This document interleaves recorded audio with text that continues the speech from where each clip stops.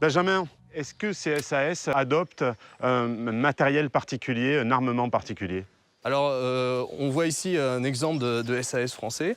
Donc l'armement, en fait, ils ont le choix. Ils peuvent prendre du matériel britannique ou du matériel américain. Donc ici, la carabine USM-1. Ils ont les vestes camouflées également. Le béret qu'on retrouve ici. Ce qui est intéressant, c'est que l'insigne, c'est l'insigne des parachutistes britanniques dont ils ont cassé la couronne, en fait. Alors, ils n'ont pas encore le béret amarante qui va devenir célèbre, leur fameux béret rouge. Et alors, ils ont énormément de matériel. On leur donne énormément de matériel. On prévoit pour tout. On leur donne même des toiles de tente, on leur donne des sacs de couchage. Bon, tout ça, ils ne vont pas le prendre. On leur donne du matériel d'évasion si jamais ils sont capturés. Donc, un mouchoir de soie avec une carte de France, une boussole dans un bouton.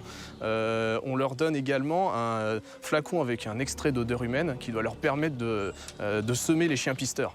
C'est presque des gadgets d'agents secrets. C'est ça complètement, les Britanniques ont retenu les expériences de leurs agents du SEE et ils équipent les SAS qui opèrent derrière les lignes ennemies en conséquence.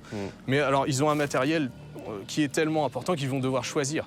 D'ailleurs, ils passent plusieurs jours à sélectionner le matériel qu'ils vont garder et emmener avec eux. Et Julien Devise, qui est un des radios qui est largué le 6 juin, dit qu'après avoir gardé ce qu'il pensait être le strict nécessaire, son kit-bag faisait encore 50 kilos. Donc c'est dire la quantité de matériel qu'ils emmènent avec eux. En termes d'armement, je suppose qu'ils ont avec eux un armement plutôt léger.